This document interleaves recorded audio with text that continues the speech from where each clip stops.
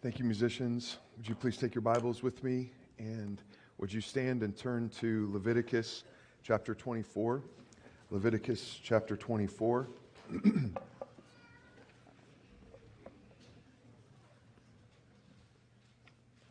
For this morning's reading, I'm going to adjust what was in the bulletin just a bit, and we're going to start in verse 10 instead of verse 17 and read through the duration of the chapter of Leviticus 24, starting in verse 10. Please follow along as I read. Now an Israelite woman's son, whose father was an Egyptian, went out among the people of Israel. And the Israelite woman's son and a man of Israel fought in the camp. And the Israelite woman's son blasphemed the name and cursed.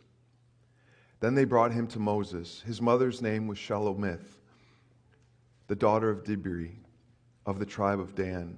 And they put him in custody till the will of the Lord should be clear to them. Then the Lord spoke to Moses, saying, Bring out of the camp the one who cursed, and let all who heard him lay their hands on his head, and let all the congregation stone him. And speak to the people of Israel, saying, Whoever curses his God shall bear his sin. Whoever blasphemes the name of the Lord shall surely be put to death. All the congregation shall stone him, the sojourner as well as the native, when he blasphemes the name, shall be put to death. Whoever takes a human life shall surely be put to death. Whoever takes an animal's life shall make it good, life for life. If anyone injures his neighbor as he has done, it shall be done to him. Fracture for fracture, eye for eye, tooth for tooth. Whatever injury he is given, a person shall be given to him.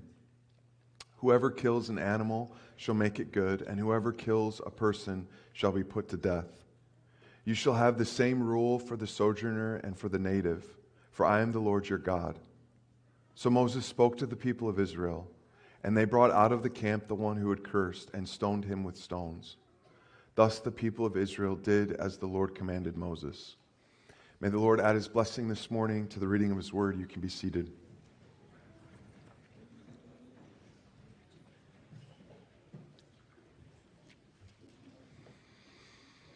I want to frame the passage this morning with giving you a little bit of context that goes before the passage that we read. I backed up the reading a little bit. It would have been helpful for me to back it up a lot, but I'm just going to try to summarize what came before it since back in Leviticus 23. In Leviticus 23, God details, you can see in your scriptures that he details all the feasts, the 7 gathering times of Israel, specifically at his house. And so this is, not to be crass, but this is like the party time of Israel. It's the party like you see in Luke 15 where the father throws a feast for his son that was dead and is now alive. He was gone, now he's back home. These are the feasts of God. It's a celebratory event. It's a joyous event like Thanksgiving, Christmas, New Year's Eve. It's that kind of thing. And this is the direction God gives Israel is to come to my party. You see the father go out to the older son and plead with him in Luke 15 to come back and celebrate for the younger son that's returned. He wants us to come to the party. And that's Leviticus 23. And you can kind of see it on the screen here. I've kind of summarized it. Oh, sorry, the outline. I'll get to what I was just telling you in a second. We're going to talk about the why of blasphemy, the what of blasphemy, and the result of blasphemy. The why of blasphemy, the what of blasphemy, and the result of blasphemy. I got a little ahead of myself. I'm excited. All right, here we go. All right, so Leviticus 23, I just told you, the feast, in essence, it's come to the party. Come to the feast. Come celebrate before the Lord your God and rejoice. It's a wonderful, feasting, merry time, okay? And so he's inviting everyone to the party. The beginning of Leviticus 24 gives you a symbol of what happens when you come to the party. I just read recently, Babette, it was one of your grandsons, posted something to the effect that there are 8,000 some hours in the year, and 52 hours of those years, you're hearing a sermon, or of those hours, 52 of those hours, 8,000 some hours, you're hearing a sermon.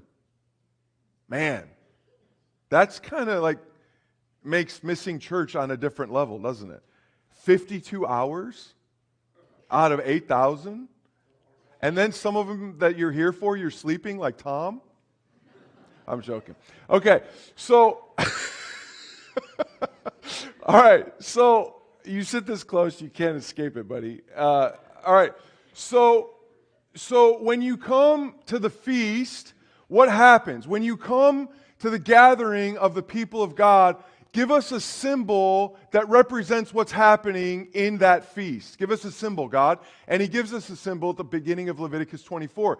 The lampstand is positioned where it casts its light in front of it, and in front of it is a table of showbread. It's called the bread of the face. There's 12 loaves, like there's 12 tribes of Israel.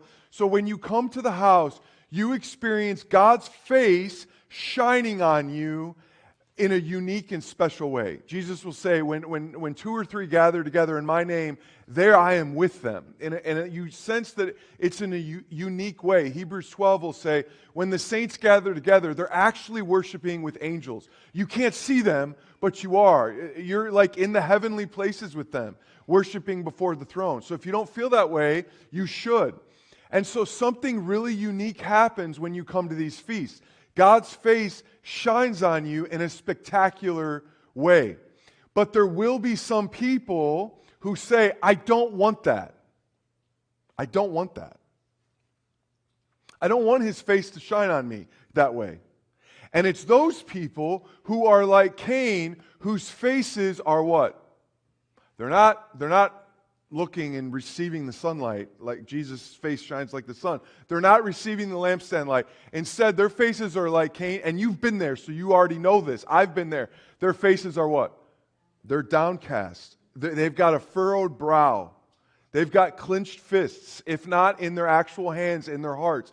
They are mad. They're angry. They're upset at God, and so they don't want in his favor. This is what your favor's like. I don't want it.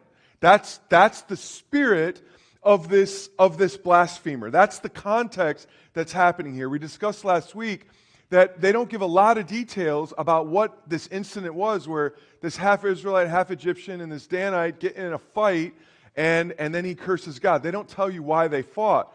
But the fact that they give you their genealogies, their backgrounds, their breeding papers, so to speak, that is half Israelite, half Egyptian, full Israelite, they're probably arguing over, do I get land? The half Israelite saying, do I get land? And this Danite is likely saying, no, you don't. You're not a full-blooded Israelite. You don't get land. And unfortunately, we said last week, they didn't consult the Lord. The Lord is never consulted here. He's only consulted on what to do with the guy that cursed and blasphemed. He's not consulted about the land. And we see that he is other times, because we talked about a man that had only daughters, and usually it was transferred to the sons. And so what do you do when you only got daughters? And they consulted the Lord, and God gave a very gracious answer. His inheritance will be divided among the 5 daughters. And so God is gracious, but they never consulted the Lord.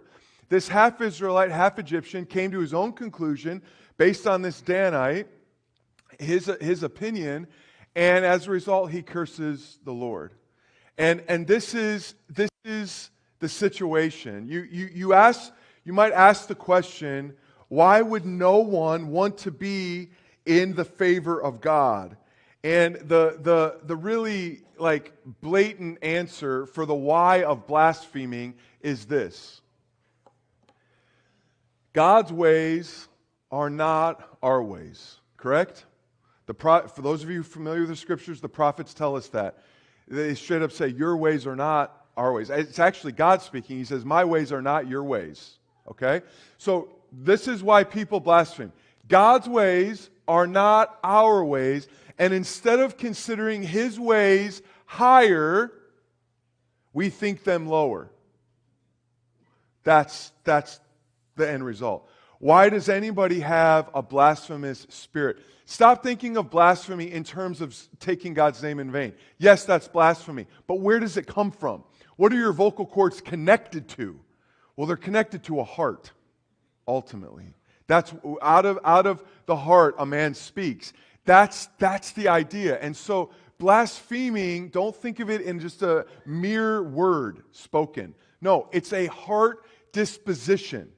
It's a heart disposition. And that heart is a heart that wants to be seated on the throne of God.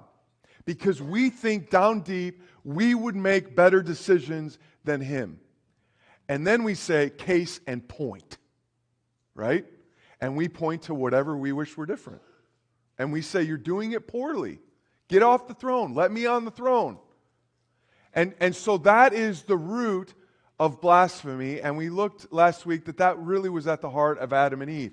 When they ate the fruit, they wanted to determine for themselves what was good and evil. They wanted to be in the place of God, where you see something and you determine if it's good, just like he did in the creation narrative. That's what they're about. So God's ways are not our ways. And instead of us saying, praise God, because he does things so much better than I could, we say, forget him. That's the difference. And you know it, and I know it, because we've all been there. All of us, like sheep, have gone astray, left the shepherd's way, and gone into our own devices and what we thought was good, or what we thought was bad, and God called good.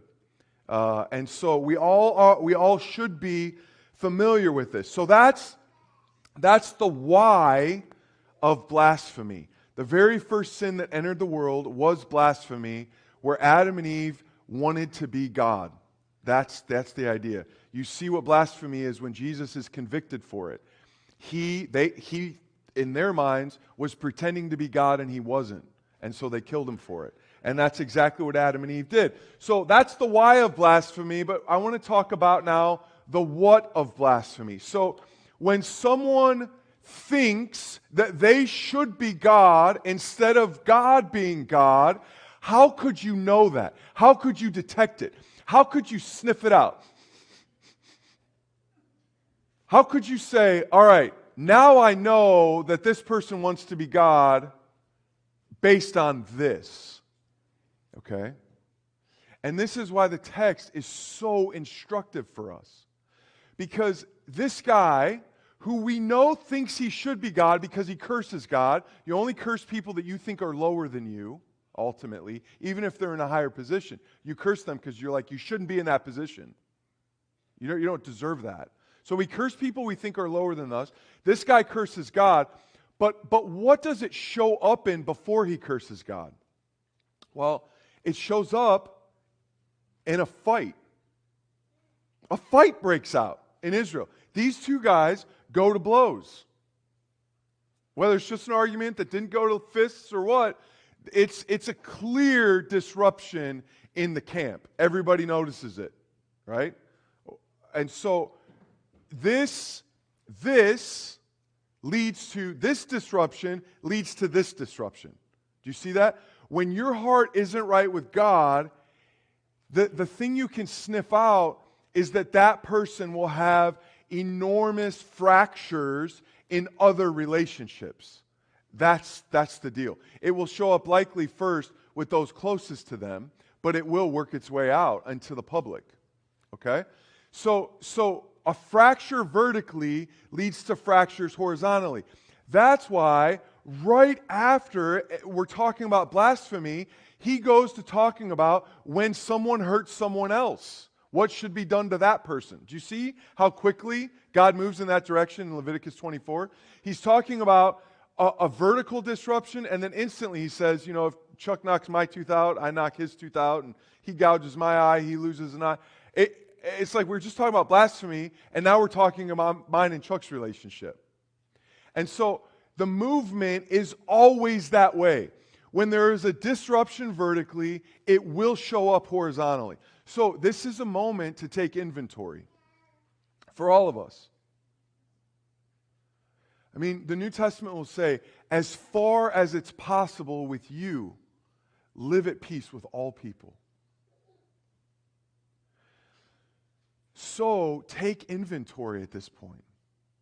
Look at the horizontal, and it will give you determination of the vertical. Okay? That's the idea. It's the way the Bible talks. Not just in Leviticus 24. Look at, this is kind of the succinct way to say it. Where there is disharmony with God, there will inevitably be disharmony with people. Let me read that one more time. Where there is disharmony with God, there will inevitably be disharmony with other people who are made in His image. Okay? Look at how the Lord speaks to Hosea. Hear the word of the Lord, O children of Israel, for the Lord has a controversy with the inhabitants of the land. There is no faithfulness or steadfast love and no knowledge of God in the land. So there is a broken vertical relationship, and as a result of that, there is swearing, lying, murder, stealing, committing adultery. They break all bounds. Bloodshed follows bloodshed. So because the first 4 commandments are broken of the 10 commandments, the rest of the 6 are all broken. Do you see that? When you start rattling the relationship with God, you should expect to have rattling in all your relationships with people. The Apostle John will take this truth and he'll work backwards. He'll look at the rattling you have with people. Look at how he puts it. If anyone says, I love God, and hates his brother, he's a liar.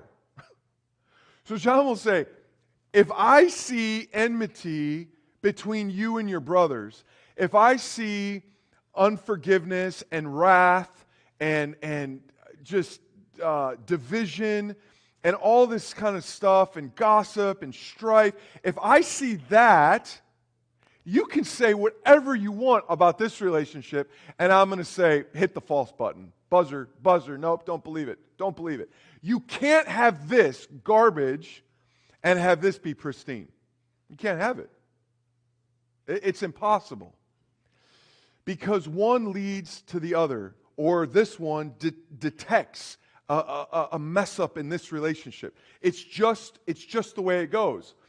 This is why Jesus will say, what's the greatest commandment? The lawyer asks him, and he says, you shall love the Lord your God with all your heart, soul, and with all your mind. This is the great and first commandment. That's the blasphemy that is reversed. This is what the opposite of blasphemy, a blasphemous heart looks like. Loving God with all your heart, soul, mind, strength. And then look at what he says. I've emphasized it. And the second is like it. You shall love your neighbor as yourself. On these 2 commandments depend all the law and the prophets. Why would he say loving God or loving neighbor is like loving God? Because the one flows into the other. You're talking about people that are made in the image of God. So if you hate them, something's wrong with the maker of those images in your mind. That's the big point of the Scripture, and Leviticus 24 is no different. So, this is the what. The why of blasphemy is, I think I could do it better than God. The what of blasphemy is it will show up with people. And here's why it will show up with people. Because you will start trying to pull the strings on people. You'll manipulate them. You will seek to form them to suit your desires. And when they don't march according to your drum, you will hate them. And you will have deep frustration with them. Because they're supposed to be pawns on your board, and they're moving in the wrong directions. So you will unleash wrath on them. That's the idea. They're not moving according to your liking, and you're God after all, so they have a big problem. Right? So this is the idea.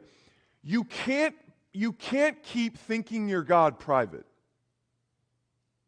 It will seep out of you. It will seep out that I want it this way, according to this time, and done in this fashion. And if you don't do that, you will experience wrath. That's the idea, okay? And you might, dote on them and love them, but even that can be to get your way. That Norm Wakefield, for those of you who are here for that, he just calls it positive manipulation and negative manipulation. You start with positive manipulation. Oh, you're so great. You're so awesome. Wait a minute. Why didn't you do it that way? And then you turn on them, and it turns to negative manipulation. But you're forming them into pawns on your board to move according to the way you want them to move. That's the root of blasphemy and the flowering of blasphemy. It will show up in the people around you. Okay? All right, and so what is the result of blasphemy? The result of blasphemy. Well, here's the deal. I've tried to point out in Genesis and Exodus and in the New Testament, if you had to say, where does God always show up? Where does God, even Jesus, his son, where is he what is he regularly associated with? Okay? Our roof design helps you answer this question. Okay? If there's a location on earth where you regularly find God in the Old Testament and where you often find Jesus in the New Testament, where would you say that is? Please, somebody say it. Otherwise, I've been failing miserably. Mountains. Very good. Okay. So, here's the deal. Here's the deal. Are mountains light or heavy? They're heavy. We know they're heavy because Jesus uses it as an example to be the exact opposite of what you think you could pick up and move. Right? With faith, with a mustard seed of faith, you could say to this mountain, go into the sea, and it would. And that's shocking. Why? Because nobody in their right mind would ever think they could pick up a mountain. Right? So mountains are of enormous weight. They're high. And both of these things illustrate God really well. That his name is a very heavy name. The word for glory in the Old Testament is weight, weightiness. Okay? So God is extremely weighty. His name is extremely weighty. And his name is the name above all names, right? And so God is he's associated with mountains, all right? And so it shouldn't shock us that the result of blaspheming is to be at the base of a mountain.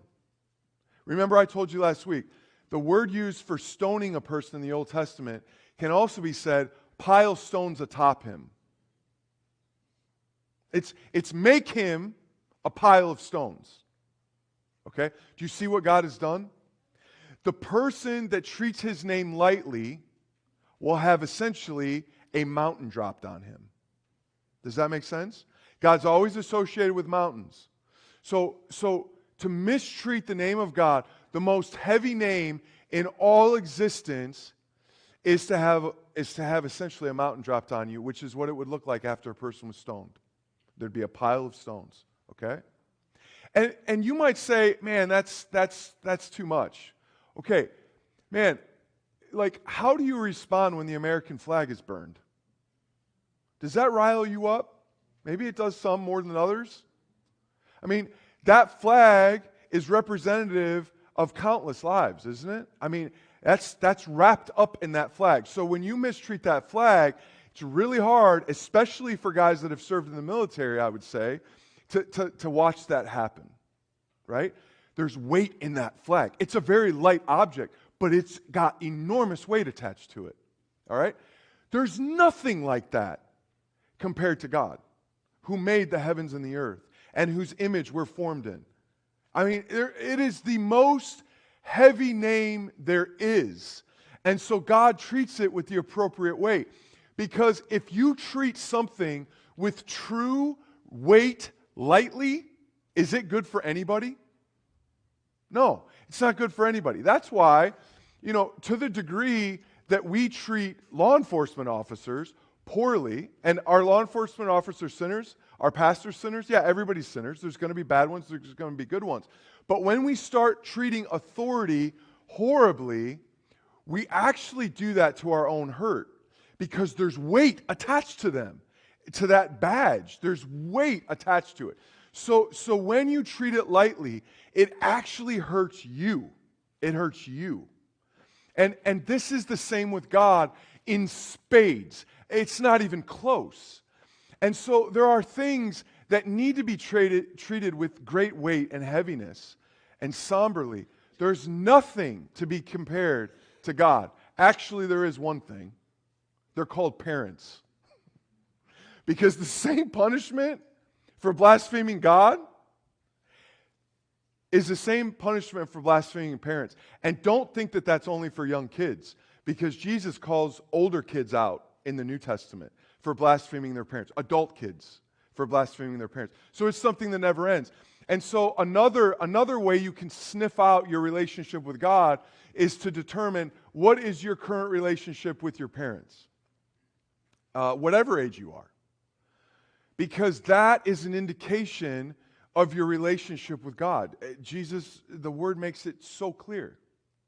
And so there are things in life that have great weight, and God has the greatest weight.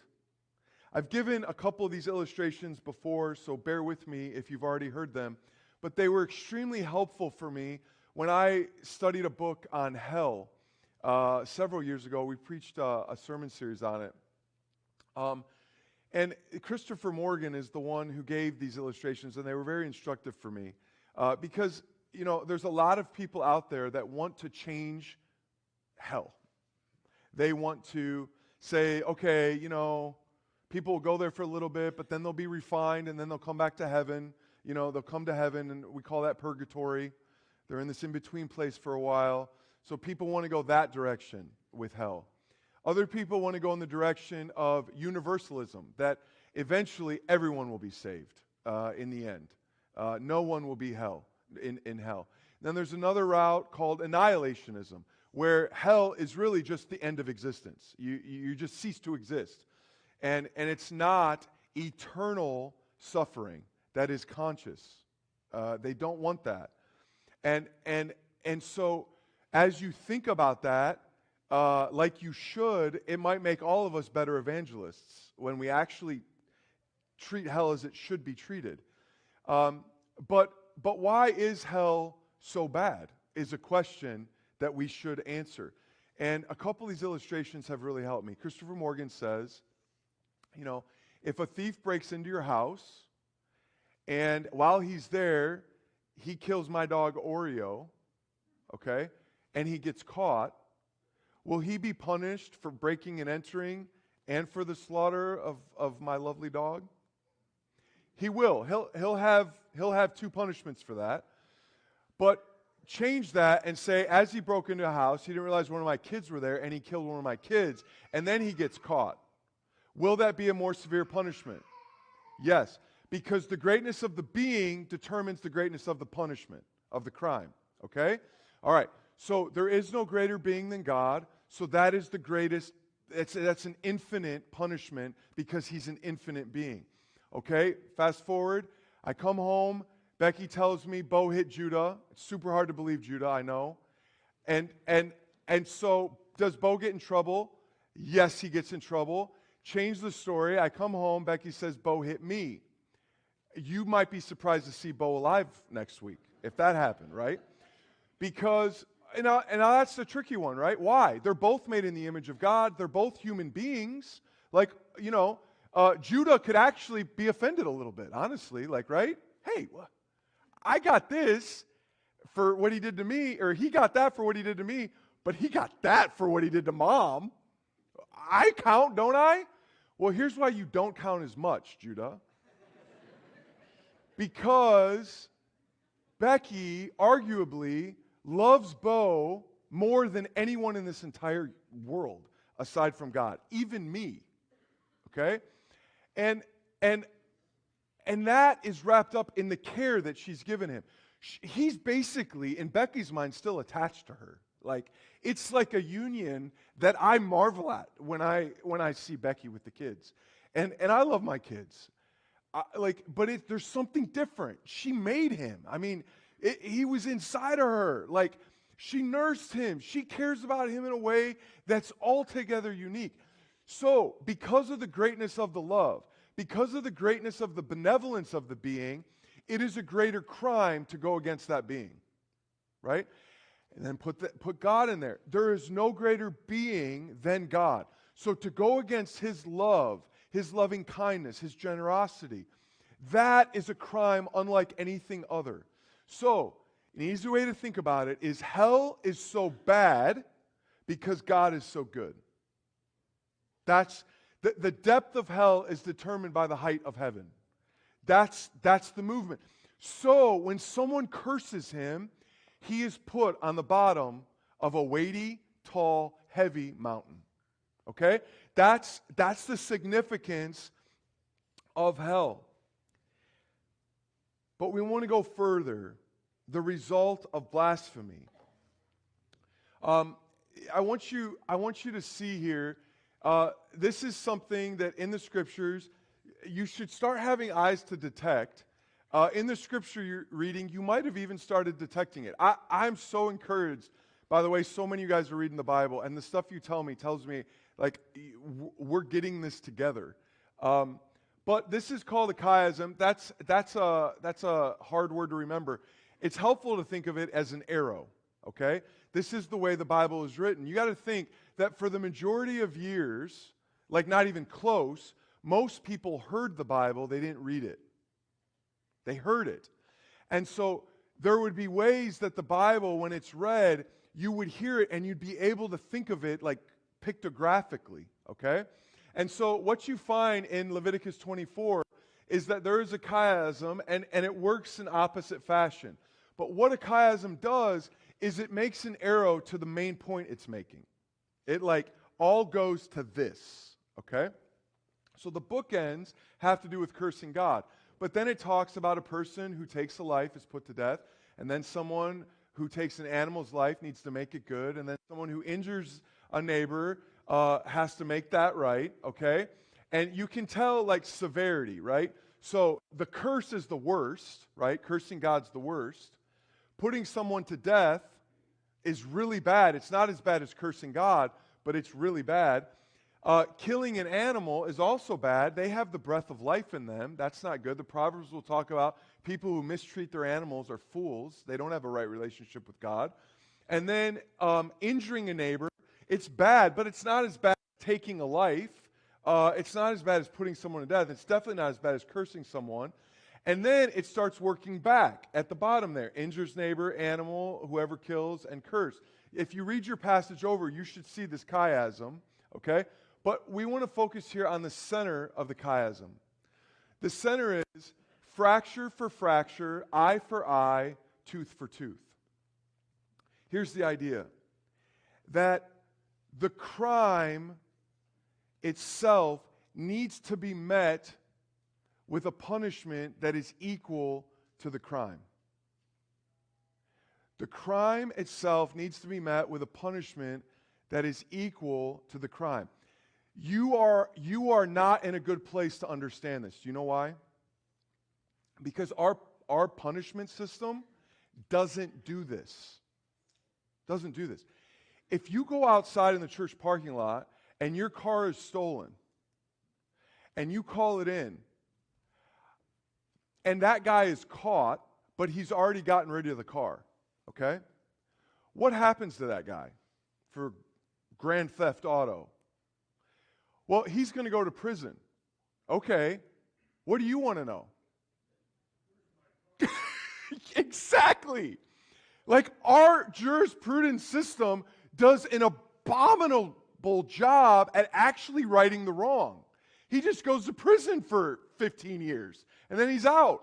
Okay, now is he going to start paying me back for my car? No, he's not. He's just going to go live his life.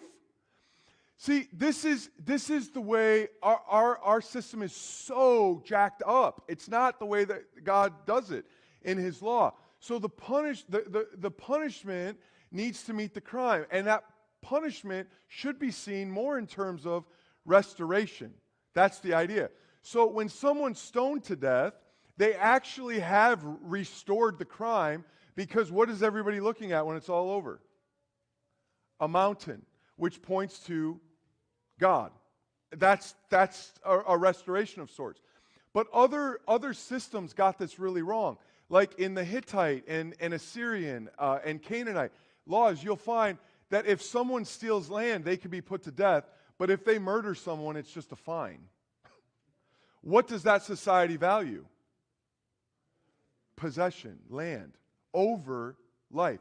Whereas in Israelite society, you could steal somebody's something or other, you just have to return it. You don't get killed for it. But if you dishonor parents, you get killed for that. So there is in God's system, he weights it appropriately. And so what this whole chiasm is set up for is to show you that cursing God's name, the fracture for fracture, eye for eye, tooth for tooth, what do you do for God's name? If you curse it, it merits death. Why? Because God's name is more valuable than anything on planet Earth. That's the idea. And amazingly, what we find is that in this situation, Jesus, we considered this in short last week, but I want to consider it a moment longer today. Jesus equals this blasphemer. We noted last week that the exact crime for which Jesus was condemned was blasphemy. But I want you to see it further. Is this man supposed to be stoned by a few individuals or the whole congregation? The whole congregation. It's a public crucifixion. It's a public stoning, like Jesus was publicly crucified. After Jesus is publicly crucified, where is he buried? Under stone. Okay? Under stone. So Jesus is like this blasphemer. He's a mixed breed, is he not? Jesus? Jesus is half of earth and half of heaven. Except unlike the half Israelite and half Egyptian, Jesus is the true inheritor of the land. Unlike this blasphemer, he perfectly honored the Father. In the song we just sang, so appropriate. He calls him Abba, Father. He had a perfect relationship with the Father. Like this blasphemer, people laid his hands on him, both of the Jews and the Gentiles. So the message is clear. Jesus is the one that takes upon himself not just the sins of the Jews, but the sins of the Gentiles too. They both cooperated in his crucifixion. And that message is to say, you will have to fall under this mountain if you blaspheme the Lord. We saw that in the scripture Daniel read, well, they cry that the rocks will fall upon them. You will be judged. You will fall under the mountain. But there is a man who will go under the rock. There is a man that will go on the mountain in your place. His name is Jesus. And when you blaspheme God, you can lay your hands on him, and instead of you getting judged righteously, he will take that judgment for both the Jew and the Gentile, and he will go under that mountain for you. He will do that. So you can take the punishment, the appropriate wrath of God, and be buried beneath that mountain, or you can look to Christ, and he says, I'll be buried for you. That is the message of the gospel. And as you receive Christ, then everything begins to turn around. How do I mean that according to this concept? Do you remember when Jesus says this in Matthew 22? He said to them, you shall love... Oh, wait. Oh, no. That's the wrong passage. Okay, this is the passage I wanted to read to you. It's in my notes. Sorry about that. He said, you've heard it said, an eye for an eye, a tooth for a tooth. That's from Leviticus 24. But I say to you, do not resist the one who is evil. But if anyone slaps you on the right cheek, turn to him the other also. And if anyone should take your tunic, let him have your cloak as well. And anyone who forces you to go 1 mile, go with him 2 miles. Give to the one who begs from you, and do not refuse the one who would borrow from you. Now let me ask you something as we wrap this up. Did Jesus misinterpret the law when he says this? I mean, it kind of sounds like he's arguing with it, doesn't he? You've heard it said, eye for eye, tooth for tooth. But I tell you, okay, here's the amazing thing about what Jesus did. He fulfills the law. He takes Leviticus 24 to its full and proper end. See, The Israelites used Leviticus 24 to get even, like in a vengeful sort of way. All right, then here we go, tit for tat. Let's do this. And Jesus is like, you're missing the entire point. Look at the beauty of God's law. Remember, what does the New Testament call God's law? Does it call it graduate school or elementary school? Get it right now. Elementary school. The law, we think of the law as the hard stuff. The New Testament thinks of the law as the easy stuff. It's elementary school. It's for kids and children, okay? All right, think about what God does with this law. Eye for eye, tooth for tooth, fracture for fracture. Think of what he does. Okay. This law was, number one, meant to prevent crimes. Remember, a long time ago when we studied this in Exodus, I told you a story about a pit bull running inside our house. Now, you remember, some of you might remember that story. We had a boatload of people over, many of them kids, and someone opened the door, and a pit bull ran in our house, got in a fight with our dog, and I tried to get him out of the house before he killed our dog or attacked one of the kids, and it didn't have a collar. And so I'm leaning down next to this thing with my head right next to its head, trying to shoo him out of the house. And it was a nuts situation. It was very frightening, okay? And here's what the lex talionis, eye for eye, tooth for tooth, fracture for fracture, did. It took the person that's about to buy a pit bull, and it said, okay, I got to think really carefully about this. Because if this thing escapes and it attacks a person or another, whatever, I am going to have the exact punishment come back to me. So I have to think twice about this. Dan Freeman's father was killed in a motorcycle accident from a construction vehicle coming to the end of a road, and its bucket swinging into the road as he rode his motorcycle, and he died that way. He hit the bucket as it swung into the road. I assume there's a way to lock those buckets, right? And that farmer may have thought, okay. If he thought that, if this law were in place, he might have thought, hey, before I do this, I'm going to lock this thing up. Why? Because he's thinking of himself. It's elementary school. This isn't the way God wanted it. This is just the start. So now what has happened? Here's what's happened. I walk through life, and everything I do, I think to myself, if I do this and it affects this person, it will come back to me.